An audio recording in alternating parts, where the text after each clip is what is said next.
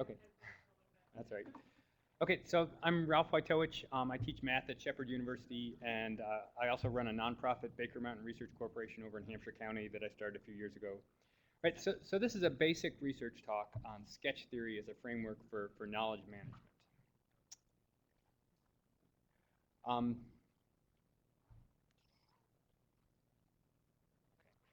um, right, so as far as frameworks for knowledge management, so here are some different ones that have been developed over the years. Right, so the most mature is mathematical logic.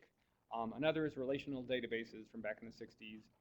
More recently is semantic web technologies, including OWL and RDF. What I want to talk about is sketch theory. Right? So sketch theory grew out of a branch of abstract mathematics back in the 1960s called category theory. Starting back in 2000, it became it started to be applied as a knowledge management framework. So 2000 is about the time that the W3C published their recommendations for OWL and RDF. Right? So sketch theory as a knowledge management framework doesn't have for example, the software momentum that OWL and RDF does. But I want to talk about sketch theory, one, because it's not as familiar, but two, because I think it solves a lot of the challenges that are faced by these other frameworks.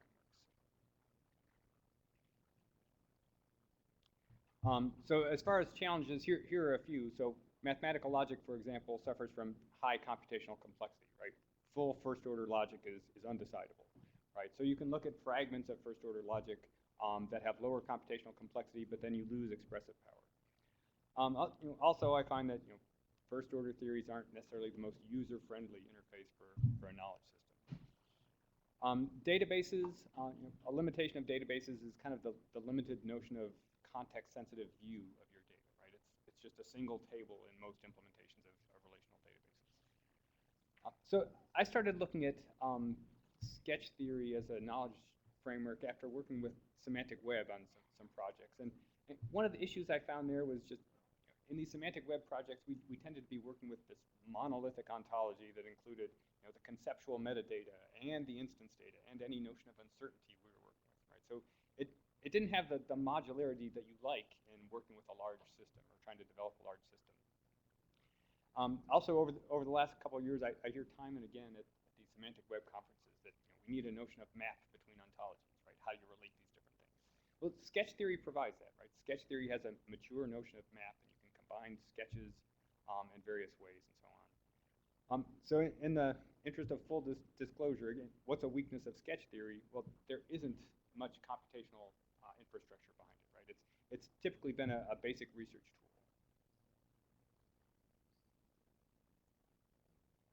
Okay, so here's a quad chart touting the strengths of sketch theory. I guess the one thing I want to talk about is up here in the upper left. What are some features that you want to have in your knowledge management framework, right? So here's a few keywords, right? You want to be able to store your instance data and your metadata. And this, nowadays this could be big data, right? This could be a big distributed system. You want to be able to express constraints on your data. You want to be able to align different formulations of common concepts that may overlap. You want to be able to extract views that are relevant to a particular context, right? Because taking context into account can greatly simplify the problem or reduce the amount of data you have to work with, right? You need to be able to do inference, right? Infer conclusions from the information you've got on hand. You want to take into account uncertainties that you may have in your data.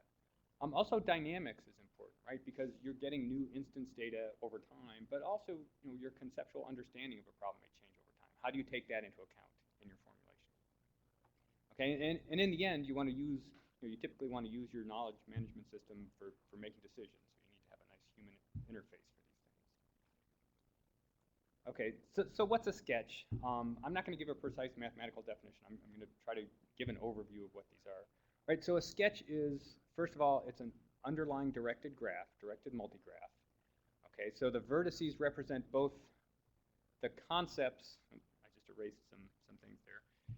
Both the concepts or the classes, for example, or the data types, but also the relations, right? So relations in sketch theory are some of these vertices, and the edges give you type information, right? So seen in that blue vertex I've got there, that's a binary relation between two types, foreigners and villages, right? So you think of what's the instance data going to be? It's going to be a list of foreigners who are seen in different villages.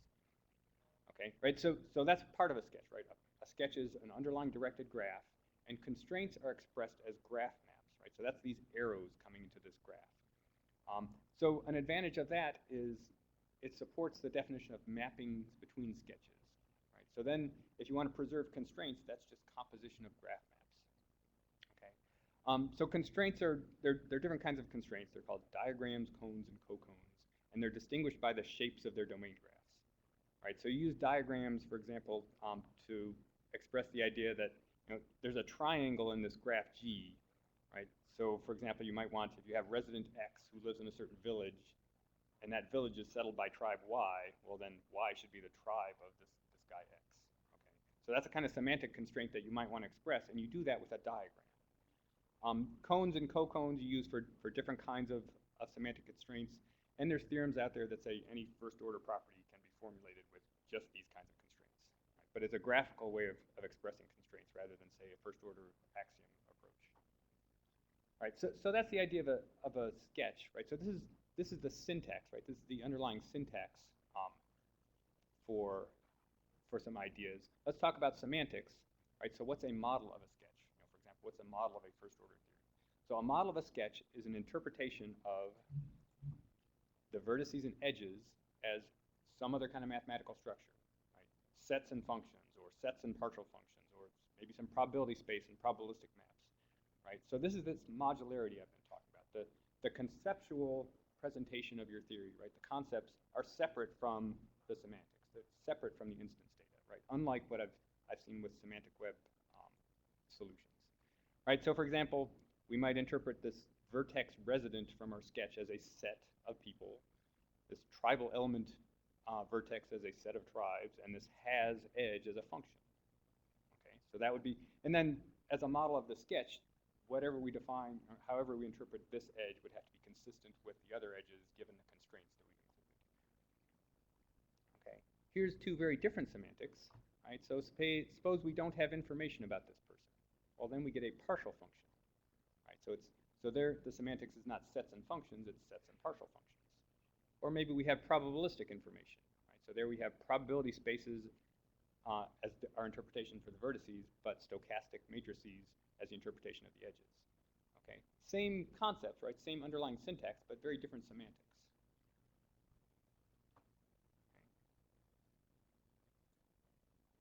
Okay. Right, and so there's a rich theory characterizing the kinds of semantics you can use to interpret different classes of sketches.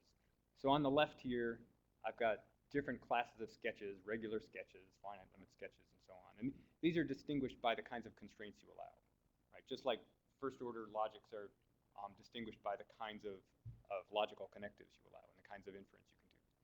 Okay, so that's the rows. The columns are different semantic categories, right? So for example, you've got sets and functions, sets and partial functions, fuzzy sets, and whatever the appropriate maps are between fuzzy sets. And I put a dot there if you can use that kind of mathematical structure to interpret that kind of sketch, right? So you can use sets and functions and so on for all these different kinds of sketch.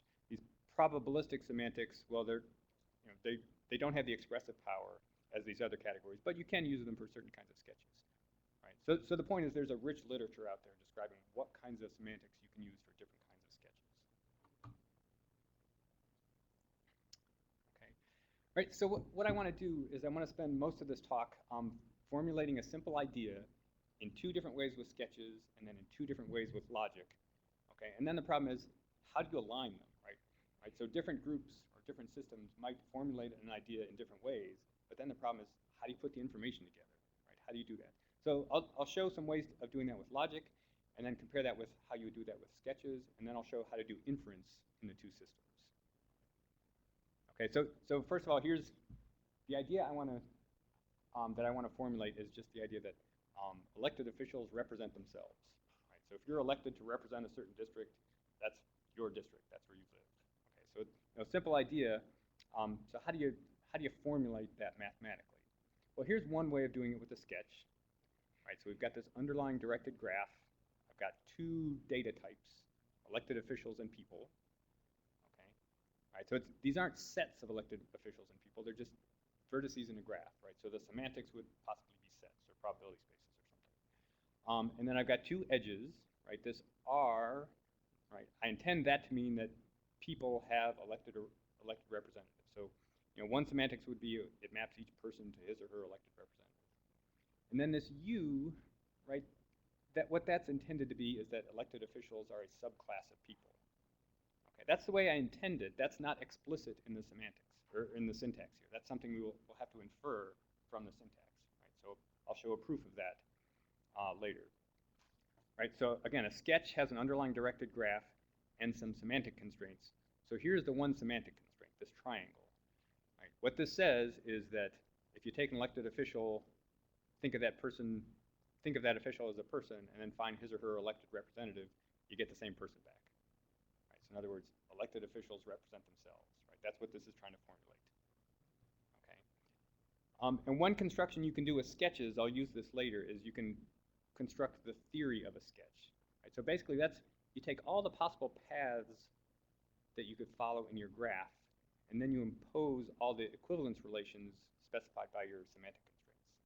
And in this case, this is what you get. Right? Notice all you get new is this one loop here, U composed with R. Okay, because R composed with U cancels out all the other things you would get in this infinite list of paths. Okay, so I'll come back to that later. Right, so here's one formulation of this idea that elected officials represent themselves. Okay, well, company Y comes up with, or system Y comes up with a different way of formulating the same idea. And here it is. Here there's one data type, right, one class, just citizens, and there's an edge from this data type to itself. And the way to think about that is each citizen is mapped to his or her elected representative. Okay, so two perfectly good formulations of the same simple idea. And again, here's the semantic constraint that is just a commutative triangle, right? E composed with E is E. You take a person, find that person's elected representative, and then find the representative of the representative.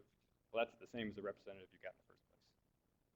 Okay, right? So simple idea presented in two different ways. Okay, and I'll show later how to align these two things. But first, let's look at how would we do this with first-order logic. Okay, it looks very similar, but the alignment problem is very different in logic. Okay, so first-order logic, I've got two types in my type theory, right? Two elementary sorts in my type theory, two function symbols, and one first-order axiom. Right, so here's the first-order axiom. Okay, it looks a lot like what we have in the graph. It's linguistic rather than graphical. Okay, and again, there's a rich theory describing what kinds of semantics are appropriate for different kinds of first-order theories. So I won't say any more about that. Here's a different logical formulation of this concept. This has one type in our type theory, just citizens, one function symbol, and again, one axiom.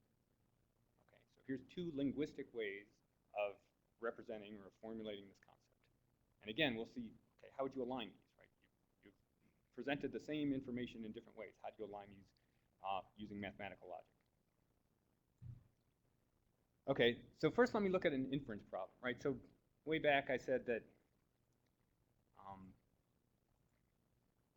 I intended elected officials to be a subtype of people, right? So in any semantics, you'd think that the set of elected officials is a subset of the set of people. Well, that's not explicit. How do you prove it, right? How can you infer that in either of these systems? Well, here's how you do it with logic. Right, so in logic, you do proofs with, first-order logic, right? So here's the inference system for classical first-order logic. Okay, so it's undecidable. So what you do in some cases, if you just took the structural rules here and equality and conjugation, right, the rules for and, then that's first-order Horn logic, right? So much simpler reasoning system, but less expressive. Okay, and then you can take bigger fragments of first-order logic and you get more expressivity. And then there's some legalese down here about what variables can occur where. Okay, so there's your inference system for logic. Okay, and then here's a proof of this thing we're trying to assert, that elected officials should be a subtype of all people, right? So basically, what the proof is saying is that this U, any interpretation of U, has to be a one-to-one function, okay? Or in other semantics, a monomorphism, right? So a subtype in the category of partial functions, or some appropriate concept with stochastic matrices. Okay, so here's the proof. This is a proof using just first-order Horn logic. Okay, so a restricted set of inference rules. And I did this one by hand. It's about 20 steps, but that's misleading because there's two lemmas that I've got in there, which were each about 7 steps, right? So about 34 steps total for this proof. Okay, so that's how you do inference in first-order logic with these sequent calculus things. Or if you want to plug this into an automated theorem prover like Prover 9, well, here's a proof that Prover 9 constructed using full first-order classical logic. It's a proof by contradiction, right? So it's a much shorter proof, but it's searching in a much larger space of solutions, right? Much larger search space. Okay, right. So that's inference with logic. How do you do inference with sketches? Right. So this was a problem when I started looking at sketch theory as a knowledge management framework. It seemed like it didn't have a way of doing inference. Right. There wasn't something discussed in the literature as an inference system for sketches. But then, I looked back at this book that I was studying in graduate school. This is Categories, Allegories by Peter Fried and Andrei Sedrov at UPenn. And they have this notion of what's called a Q sequence, or more generally a Q tree, which allows branching. And that works, right? That fits as an inference system for sketches, although it hasn't been used that way in a knowledge management framework. But basically, here's what the idea is. Instead of proof rules, like you see in first-order logic, the way you do proofs is you get a list of graphs, right? A list of directed graphs and graph maps between them. And these Q's are quantifiers, right? Either for all or there exists. Okay?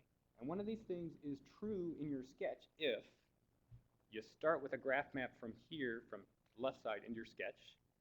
And if this first quantifier is for all, then the sequence is true if for every map from A1 into your sketch that makes this diagram commute, then recursively the rest of the sequence is true.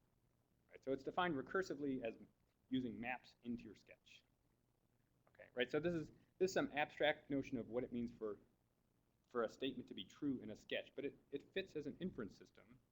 And here's how you prove this property using sketches. Okay, so I just proved that elected officials has to be a subtype of people. Here's a proof using this Q tree notion, right? So here's my sequence of graphs. There's 4 graphs, and the quantifiers are for all there exists, for all there exists. Okay, and basically what this says is that U, right, this map U, in any semantics, it has to be a one-to-one function, right? It has to be a monomorphism. Okay, so but the point is, not the details of how this works, but the point is there is an inference system, a graphical inference system that works for sketches.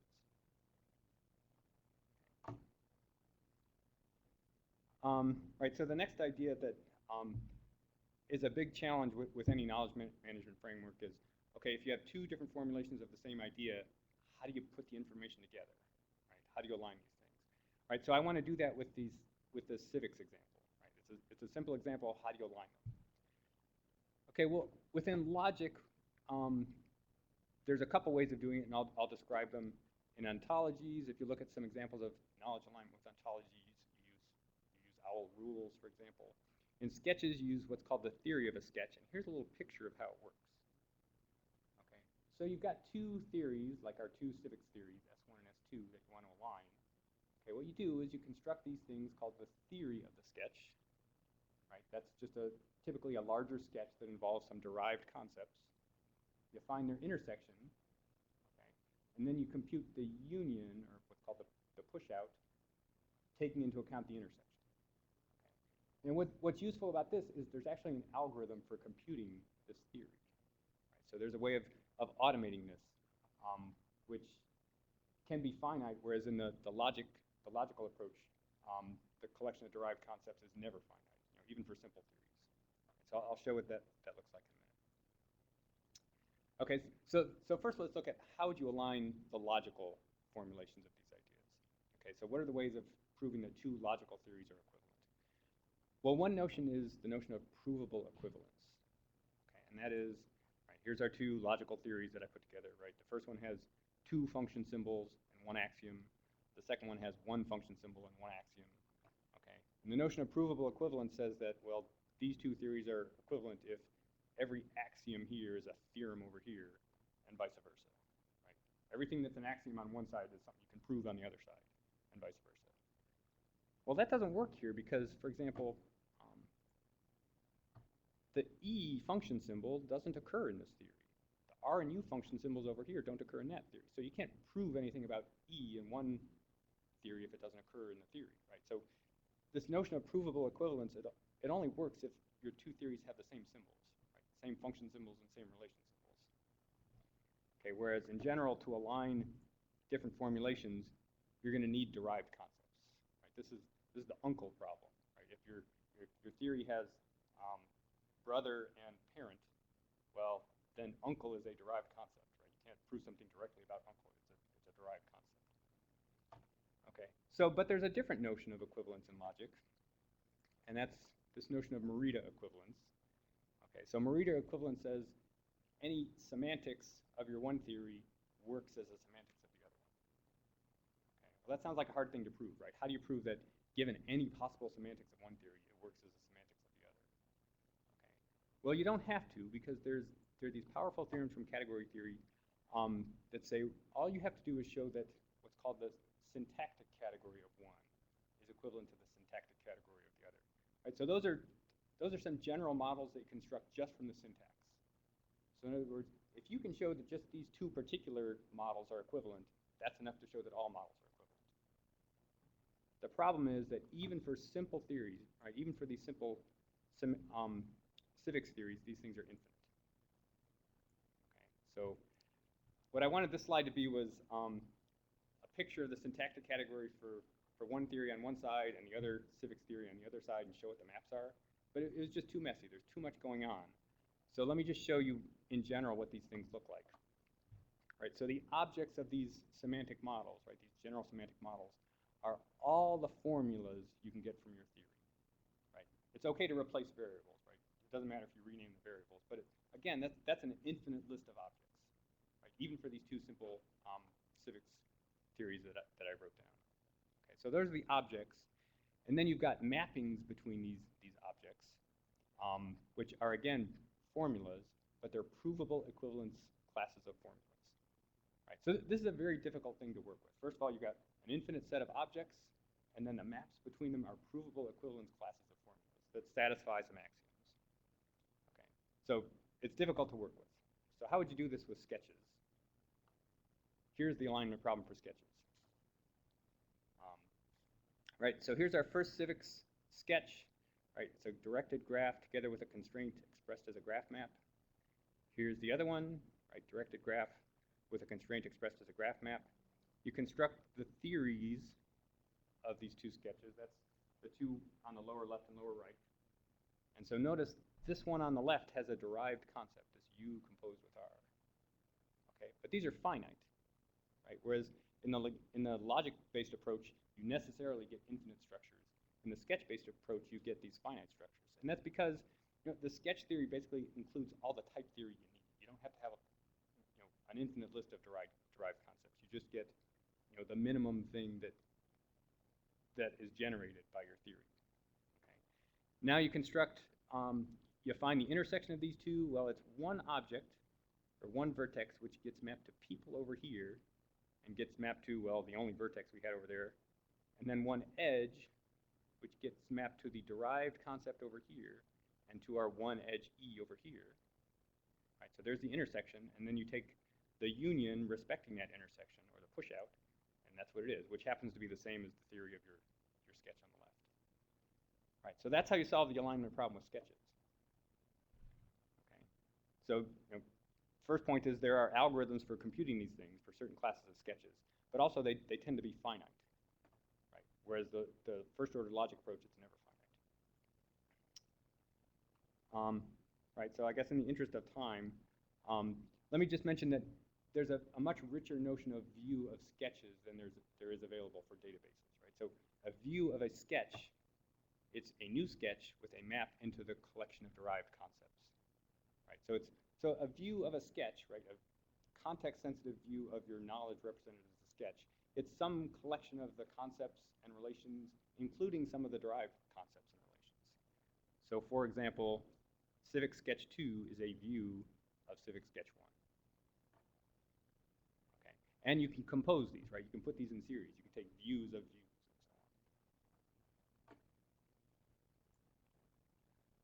so on.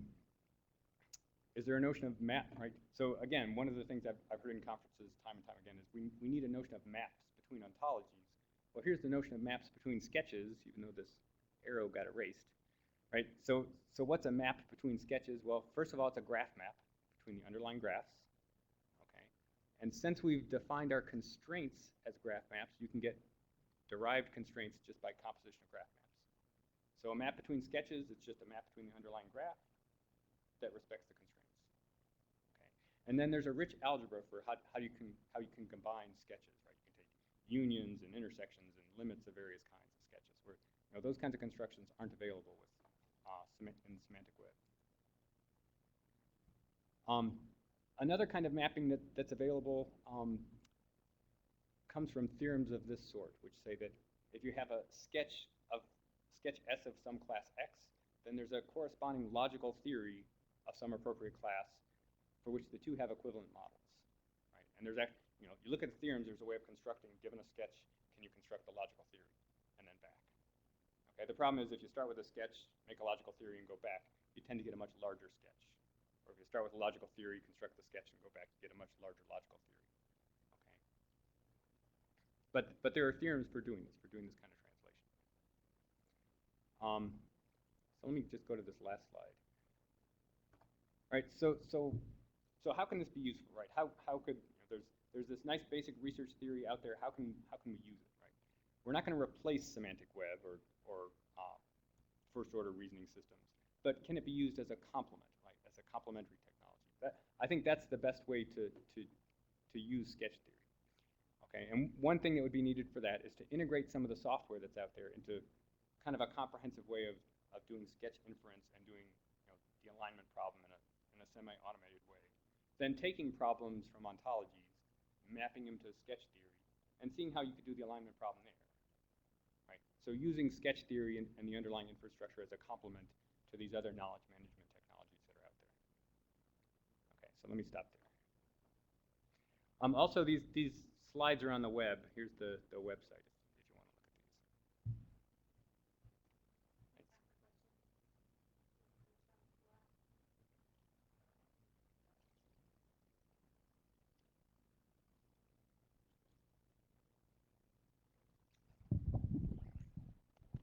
Thanks. That's I'm not a mathematician, but I'm more of a logician, and so this is very interesting to me.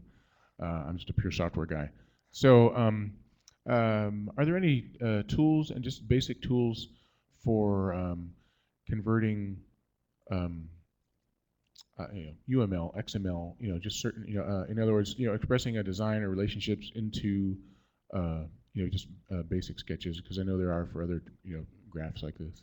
The only one I know of is this tool developed at Mount Allison University in Canada. This is called EASIC.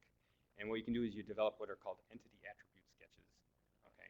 And so here's a picture, right? So you can see the graph, right? That's the underlying graph of your sketch. This little CD there, that's one of those semantic constraints. It's a commutative diagram. This plus, that's a certain kind of co-cone constraint. Okay. And there's actually an interface. So this kind of sketch, this kind of EA sketch, you can think of it as a database schema. And you can implement the vertices as tables, the edges as foreign keys, and the constraints as triggers. And there's actually an interface between this and MySQL and Postgres. Right? So you can develop your instance models and work with those. And so there is a little bit out there. There's no inference system in this, but yeah, there are some tools out there. Something simple, because just my experience trying to demonstrate a design, or like this, I'm thinking of old entity relationship diagrams, those kind of things. Mm-hmm. It's nice to be able to have, if you've got your schema defined somewhere and something that's portable, just being able to plug it in and see, and this is what it looks like in my directed acyclic graph kind of thing. So and so one of the other things you mentioned, is there some software for converting ontologies into sketches? No, there's not, but I think that would be a good project. Have a tool that takes ontologies of a certain class and converts them to sketches of a certain class, so that you can try these methods on your ontologies.